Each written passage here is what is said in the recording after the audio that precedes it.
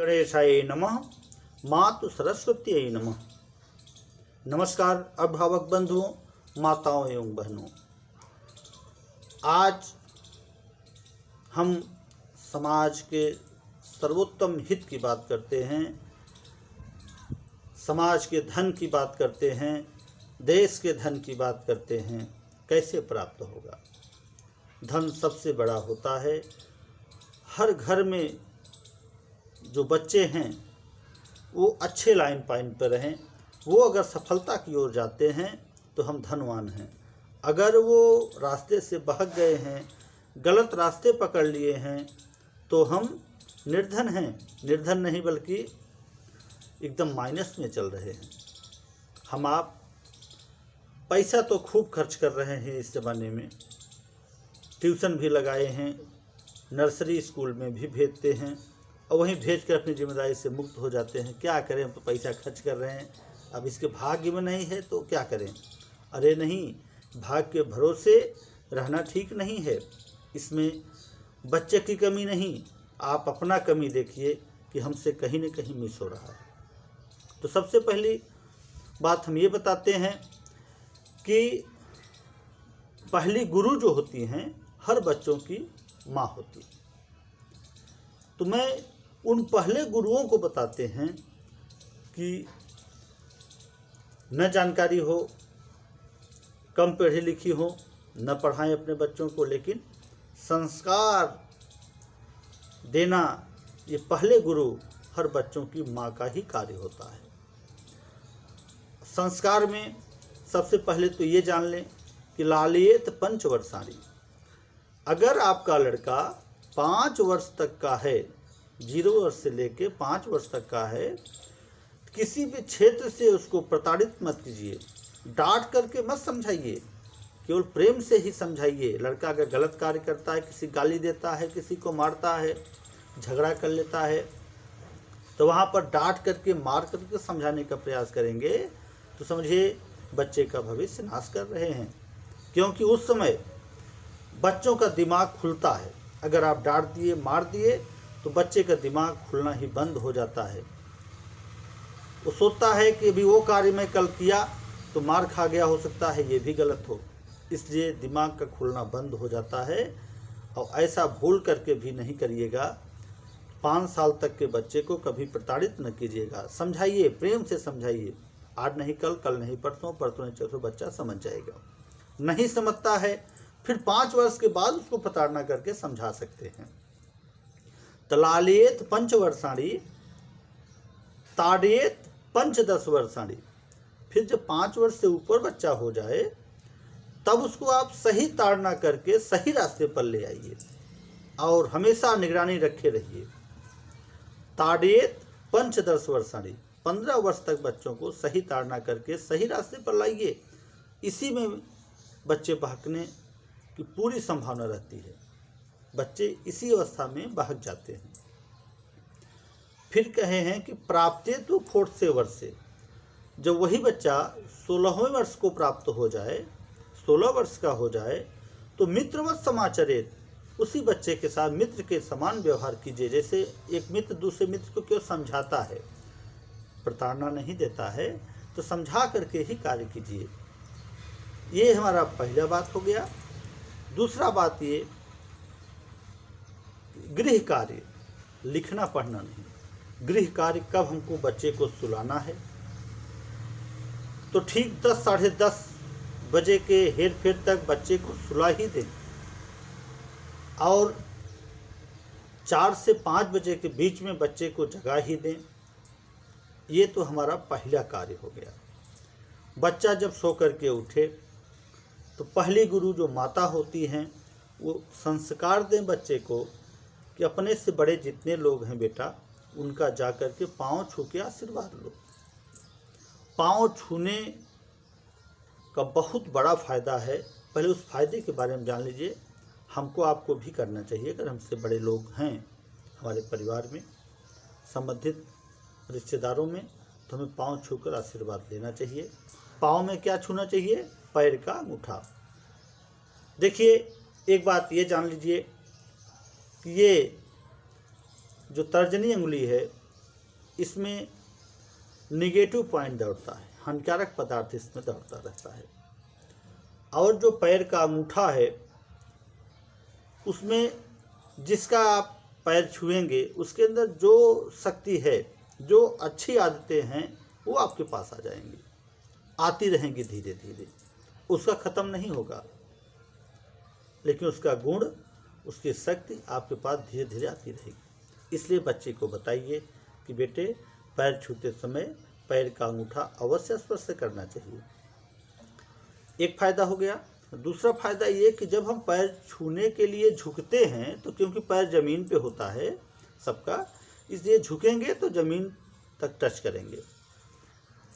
उस अवस्था में हमारा शरीर एकदम झुकता है, दिमाग पीछे होता है, दिमाग की नसें कमर से होकर के गुजरती हैं।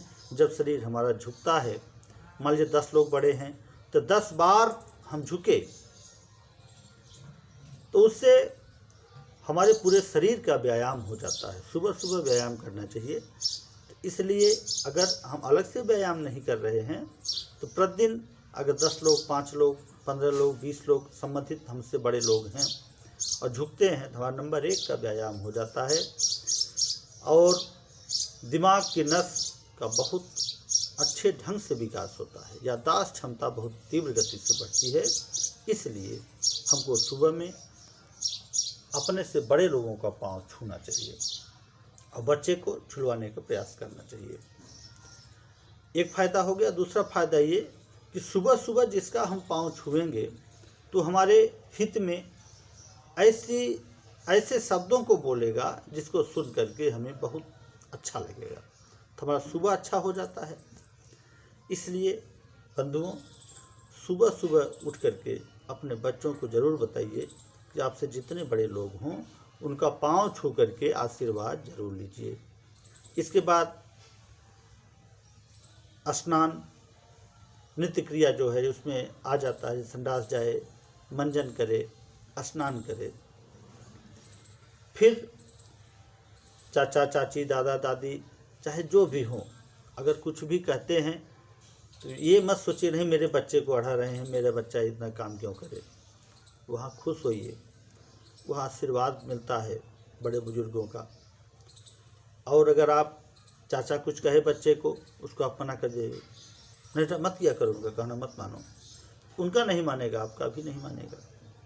अच्छा संस्कार दीजिए, क्योंकि ये हमारा शरीर है, इसी शरीर में बराबर भोजन हम मुँह से लेते हैं तो दायां हाथ से ज़्यादा जो काम करता है उसका दायां हाथ ज़्यादा मजबूत होता है, दाएं हाथ की अपेक्षा बायां हाथ उतना मजबूत नहीं होता।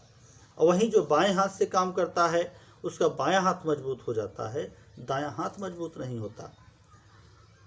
तो अभिभावक बंधुओं, ये हो गया हमारा सुबह का कार्य। रात का कार्य हो गया कि 10 साढ़े 10 बजे बीच में सुला दें, और सुबह का कार्य हो गया 4 से 5 के बीच में उठा दें। उठा करके नित्य क्रिया से निवृत्त होकर के बच्चे को ये सीखते हैं कि जितने बड़े लोग हों सभी का जाके पाँव छुए।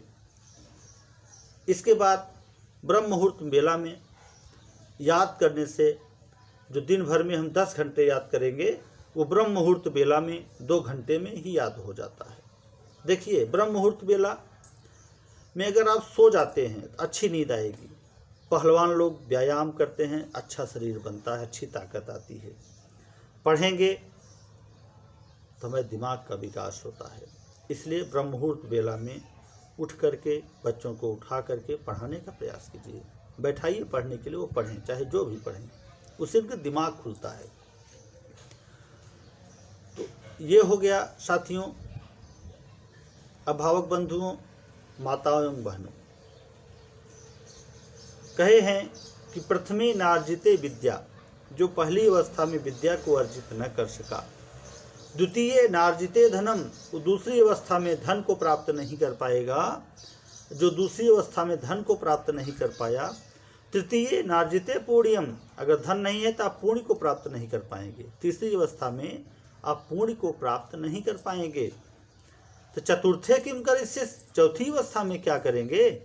इसलिए अगर पहली अवस्था बाल्यावस्था जो है जो पढ़ने पढ़ाने की अवस्था है, अगर उस अवस्था को आप गड़बड़ अवस्था में डाल दिए तो आपका पूरा जिंदगी ही नर्क हो जाता है।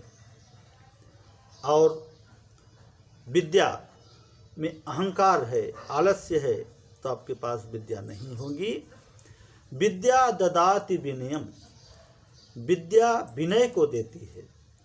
विनयाद याति पात्रताम, विनय से पात्रता आती है। पात्रत्वात् धन मापनोति, पात्रता से धन आता है। धनात् धर्मम, धन से धर्म होता है। ततः सुखम, और धर्म से ही सुख होता है। तो अभी ये पहला पार्ट है, इतना बता दिए कि आप अपने बच्चे को घर से पहले अच्छा संस्कार दीजिए। पढ़ाई तो आज नहीं, कल, कल नहीं परसों, चाहे जब भी हो जाएगा। फिर दूसरे पार्ट में अब सीधा हम बच्चे को हिंदी पढ़ना, चाहे कितना भी कमज़ोर बच्चा होगा उसको हिंदी पढ़ना आ जाएगा। फिर तीसरे पार्ट में इंग्लिश पढ़ना आ जाएगा। फिर चौथे पार्ट में मैथ के निचले स्तर की जानकारी अच्छे ढंग से बताएंगे। तो हर पार्ट हमारा 10 मिनट, अधिकतम 10 से 12 मिनट तक ही रहेगा। इसलिए आज ये जो है बहुत ही महत्वपूर्ण विषय था बंधुओं, इसको हल्के मत लीजिएगा। आज से ही पालन करवाइए और अपने बच्चों का भविष्य उज्जवल कीजिए।